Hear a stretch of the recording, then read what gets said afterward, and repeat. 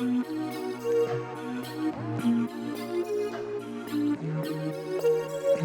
everyone, welcome back to my YouTube channel. My name is Keshia White and I help service providers attract premium, high-paying clients online.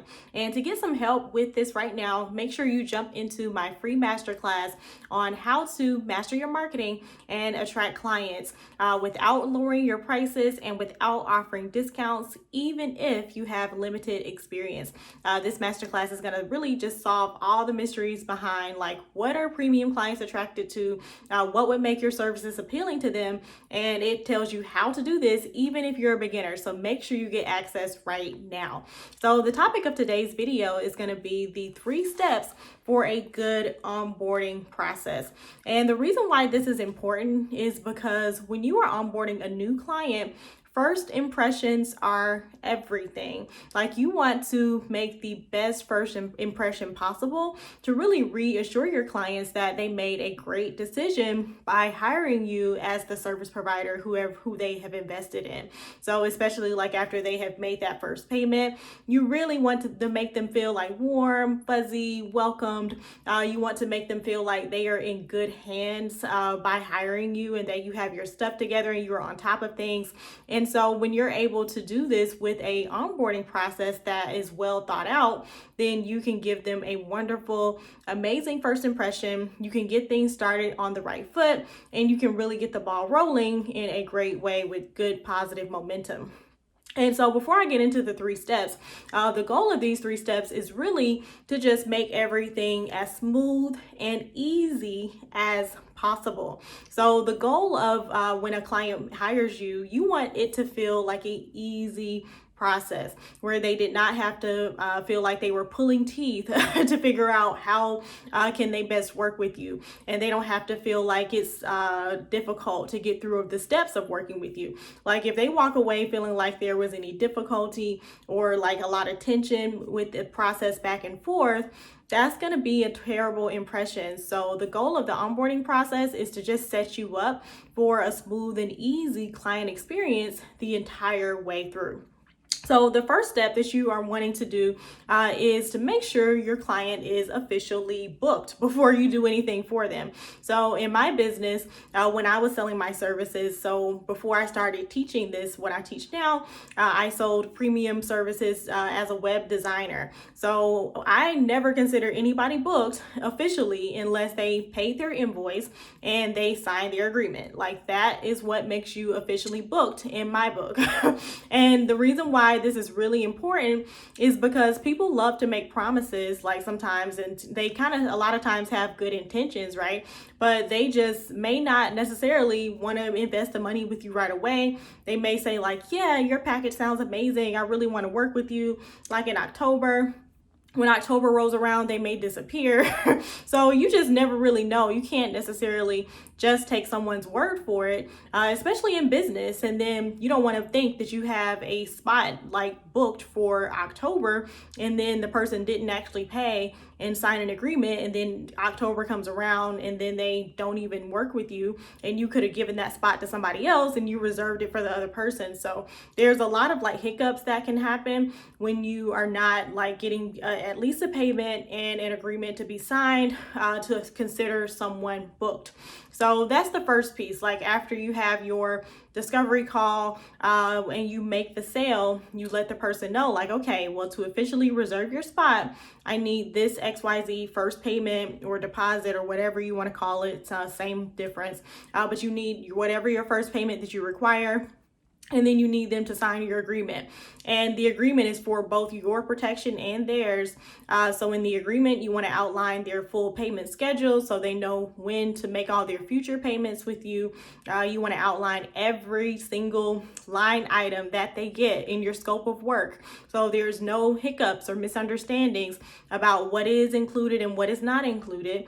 And then you also want to make sure it includes like what they need to do if they want to request something extra or something additional from you. So there's no like miscommunication or misunderstandings. Like, when they want to add something extra that they didn't pay for, you can kind of point back to the agreement and be like, okay, that wasn't included in your original agreement, but I would be happy to add that on with my whatever my fee will be for that.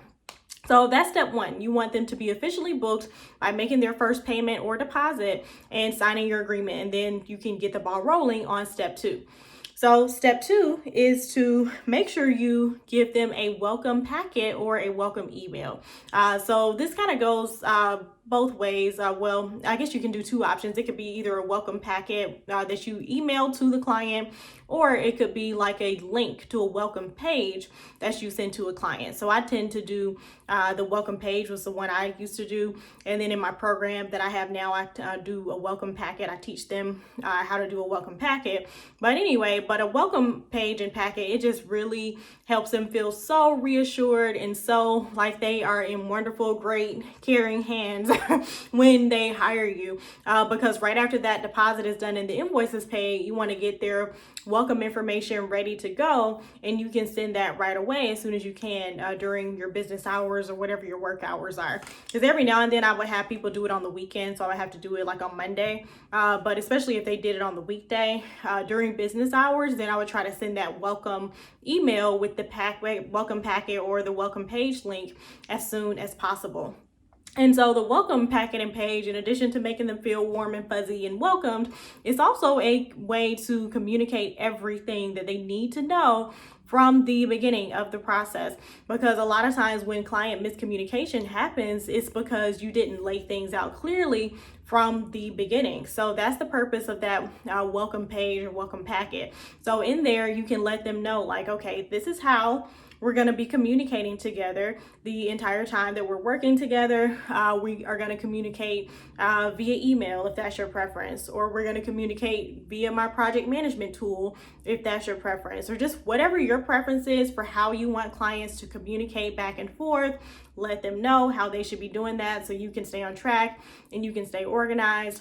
You can also, in that packet, let them know what do they need to give to you so you can start on their work and what's going to be expected of them, like in their response times, with any requests they want to make, or how quickly should they be responding to feedback. That's a big one if you do any type of done for you service where you need feedback from the client to move on to the next step. Like if clients take forever to give you feedback, they can really delay their project. So you may want to mention, like in your welcome packet or welcome page, that you require them to respond to feedback within like 48 hours. That was my requirement because people would take forever, and I was like, I don't have 15 years to finish your project, so can you like hurry up and give me the feedback, please? So I would tell them 48 hours to respond to feedback. Another example for me, I would have all of my communication in my project management tool, Asana, because that kept things the most organized for me.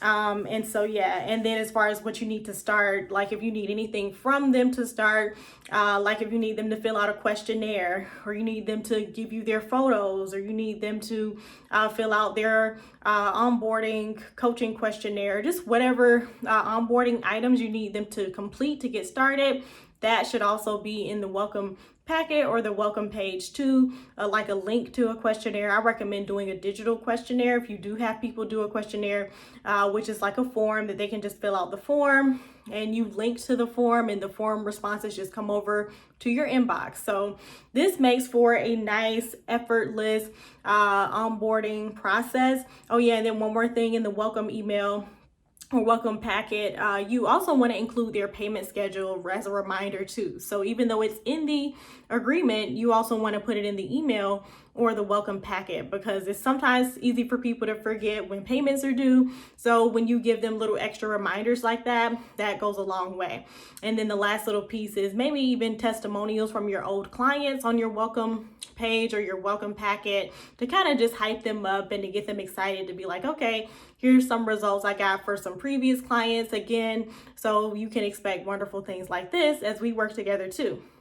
And then the final piece of an onboarding process would be a kickoff call. So whatever it is that you offer, you may want to do like some kind of kickoff call. I used to call mine a brand strategy session because I was doing the custom branding and websites. So I wanted to do a kickoff strategy session to get more details on like what makes the client different and how can I make their brand stand out and look amazing. So I would have them schedule that. in the beginning of that onboarding process too.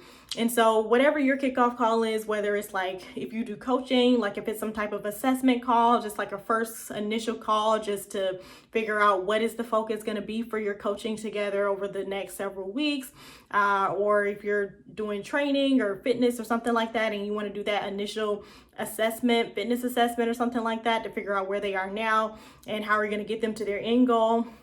So whatever information you need that you would probably need to gather from somebody verbally, that's what you would need to have as your focus as a kickoff call. Because whereas you can get some stuff through the questionnaires, sometimes you really do need to just talk to people and hear their words so you can actually deliver the right things to them during the process, because things can kind of get misconstrued sometimes in questionnaires, and people sometimes leave out really important details in their questionnaires, surprisingly enough, because I would sometimes have those questionnaires for my design projects and they would be so vague in their answers, a lot of my clients, but then when I would ask them those questions verbally through like a kickoff strategy session through a Zoom call, then I would get so much more detailed answers, so much more insight on what really is important to them about their brands.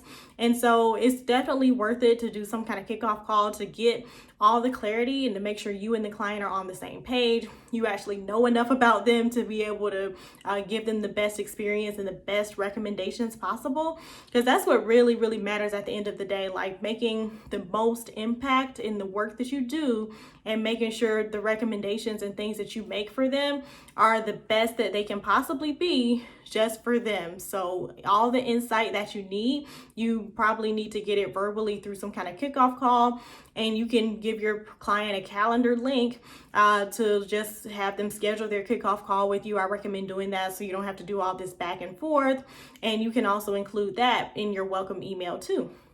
So that is it for the 3 steps to a smooth onboarding process to impress your clients, to make them see you have your stuff together. You are a serious business owner and you are going to be great to work with. Doing things like this also helps you to get more referrals coming to your business. And I always tell people referrals is the best marketing strategy, well, free marketing tactic that's going to get you clients for free. So because clients are going to be referring people to you when you impress them in this way.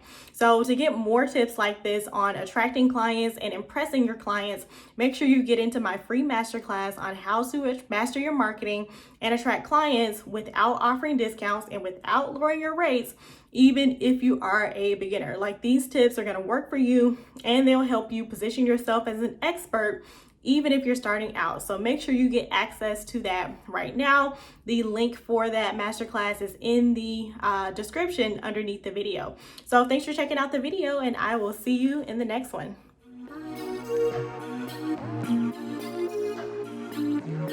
Bye.